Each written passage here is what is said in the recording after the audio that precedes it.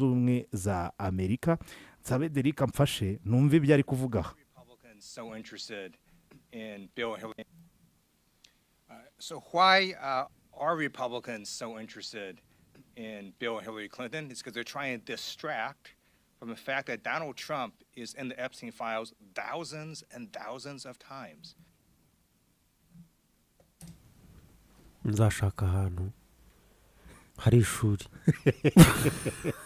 wasemuye ibindi bibi nzashaka ahantu hari ishuri mbabwire ko nemera kwishyura ikiguzi bizasaba bakumera agasertifika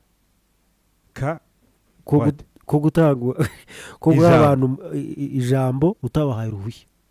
Anyway, uwo mugabo arimo aravuga ati impamvu abademokrate bose bumva banyuzwe na perezida witwa Bill Clinton nuko ariwe utarigeze agaragara mu mpapuro za Epstein files kandi Trump we yagaragayemo inshuro zirenze imwe. In those files, there's highly disturbing allegations of Donald Trump raping children. Muri izo mpapuro hagaragaramo inshuro zirenze imwe perezida wa Leta Zunze Ubumwe za Amerika Donald Trump arimo gufata ku ngufu utwana. Of Donald Trump threatening to kill children. Ndetse utwo twana akanagaragara arimo kudutera ubwoba bw'uko yatwica. So I encourage the press to go look at these allegations, and I'm highly disturbed that Deputy Attorney General Todd Blanche just got the law wrong. Ati rero ndahamagarira itangazamakuru kujya gukora ubushakashatsi bwimbitse kuri izo nkuru, ariko ikibabaje nuko ukuriye Anthony General harya ni umushinjacyaha mukuru wa leta ya Amerika itegeko ngo yaryishe. Yesterday he said essentially that it is not a crime to party with Jeffrey Epstein. Ati rero ejo yaravuze ngo si icyaha kuba waba ufite aho wahuriye cyangwa warajyanye mu birori na Jeffrey Epstein.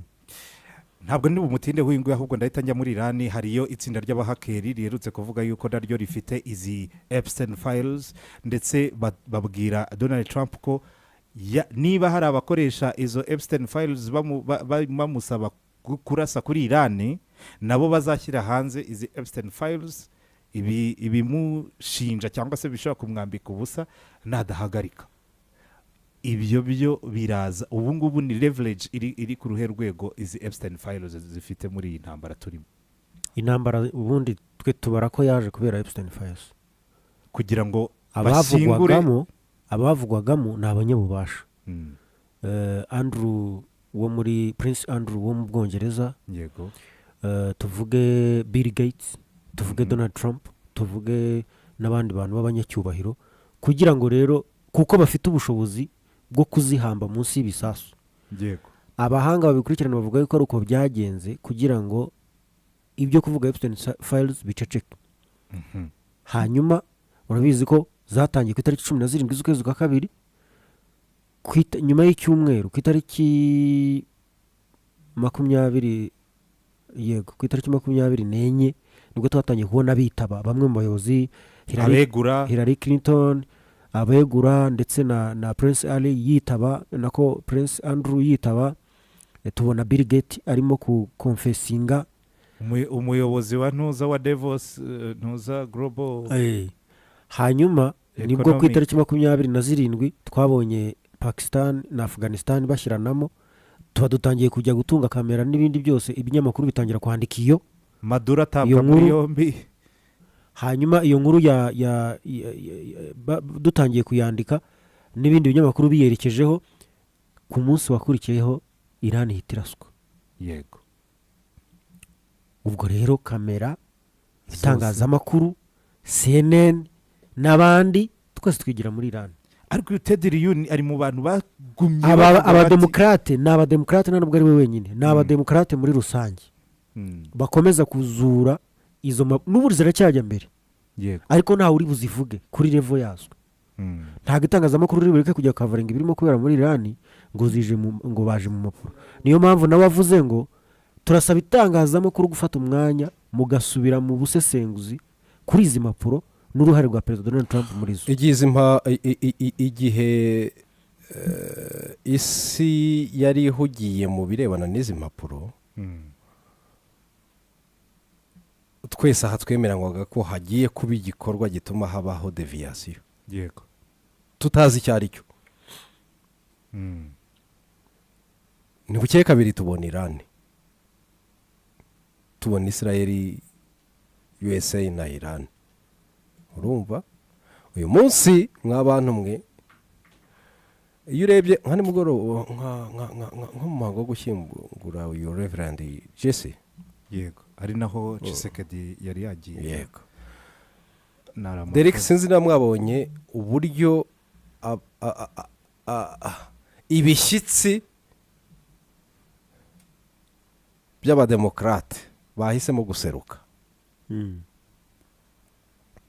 Bill Clinton, Barack Obama,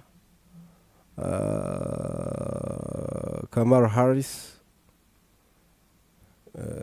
uko baserutse wabibonaga ko harimo demonstration politique ku ruhande rwabo. nka Kamala Harris nyiranga bamuvuga nyiranga mwabonye ko iyi ntambara ya Iran igitangira niwe wabaye ifoto yo kuyamagana. ati Trump arimo adushoza mu ntambara bizanatugora n'igihe azaba atagihari kuzikemura, sibyo? so ibiro nibyo Derek arimo atubwira ko kugerageza ku ruhande rw'abarepublike kwiyama no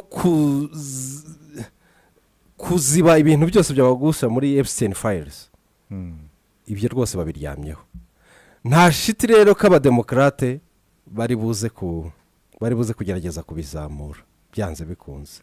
none se guhamba aya madosiye birimo biratuma Leta Zunze Ubumwe za Amerika zikoresha amafaranga angana mpuzandengo bari kwerekana yuko amafaranga ashobora kugenda ari miliyoni 766 muri manevre zose za gisirikari, ubwo tudashyizemo ibyarashwe gusa, ahubwo ni ukuvuga ngo ingendo z'amato, maintenance ikorerwa indege, ibiki n'ibiki byose, miliyoni 766 buri munsi, ku buryo bavuga bati mu masaha 100 yonyine hari hamaze kugenda miliyari 3, ni hafi enye. urumva kandi biracyakomeje. iki giciro ko ari cyinshi mu gushyingura inyandiko kugira ngo zibe ziri aho ziri, cyangwa kugira ngo intambara ibe kandi ari ishyingura izo nyandiko biri gutwara iki kiguzi. oya, nta kiguzi umukire adafite, ku buryo ariko hano biri kuva mu isanduku ya leta, ntabwo ari iby'umukire. no, we afite ubushobozi bwo gufata umwanzuro uri butume leta ikora ibyo yakabaye wakora. so urimo uratubwira utwo dufaranga, aya ni amafaranga. ntabwo ikibazo ari amafaranga, ikibazo ni dignity y'abantu bangahe irimo kwangirika, bo bafite angahe. okay, reka tujye noneho aho intambara igeze. ayo mafaranga ari gukora iki? watubwira noneho kuri ntuza kuri bira